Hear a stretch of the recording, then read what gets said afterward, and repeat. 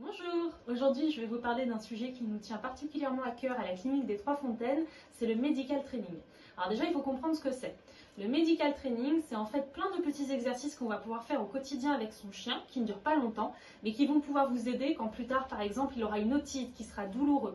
Le medical training, c'est en fait de lui apprendre à être manipulé, que ce soit au niveau des oreilles, au niveau des yeux ou au niveau même de la gueule si jamais un jour il y a quelque chose de coincé dans la bouche.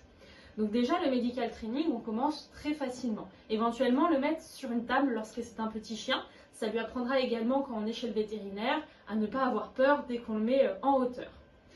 On peut céder ou non de la nourriture, des fois juste la félicitation peut suffire, mais il faut savoir qu'à chaque fois qu'on va demander un ordre à un chien, c'est toujours important de bien le féliciter juste après, une fois l'avoir réalisé. Donc pour le medical training, par exemple, si on veut lui apprendre à être manipulé au niveau des yeux, on peut dans un premier temps tout simplement toucher l'œil. Ce qui est important, c'est de toujours lui dire ce qu'on va faire. C'est-à-dire, par exemple, moi, la phrase que j'utilise, c'est « Mulan, on fait les soins ?» C'est bien, ma chérie. Tiens, ma louloute. Donc lui dire « on fait les soins », c'est lui dire « je vais t'embêter, je vais peut-être même te faire mal, mais c'est important que tu sois sage ». On peut leur demander ou non de s'asseoir. Attention, sur les chiens qui ont tendance à beaucoup bouger, le assis leur permettra d'être un petit peu plus stable, mais il y a des chiens qui sont douloureux au niveau du dos, qui ont de l'arthrose, et auquel cas il vaut mieux éviter de les faire asseoir pour rien. Donc là, vous avez vu la première étape, c'est juste de manipuler un petit peu l'œil. Après, petit à petit, on va pouvoir par exemple nettoyer avec un produit.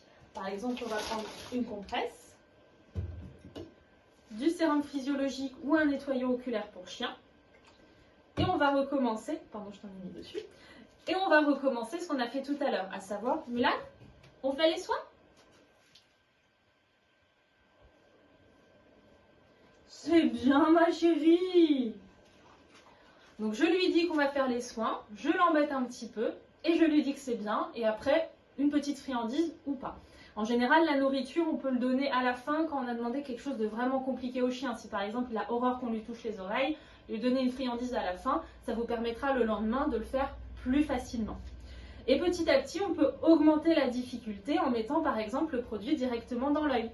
Mulan, on fait les soins?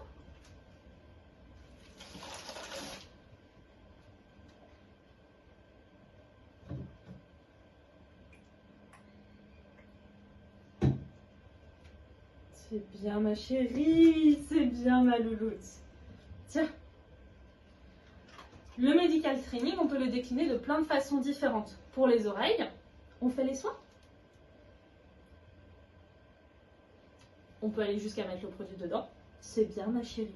Pour les pattes, on fait des soins, ma louloute. Ça, c'est bien. Etc, etc. Et petit à petit, le principe, c'est de commencer très simple en ne faisant que toucher la zone concernée, donc l'oreille, les pattes, le ventre, ce que vous voulez.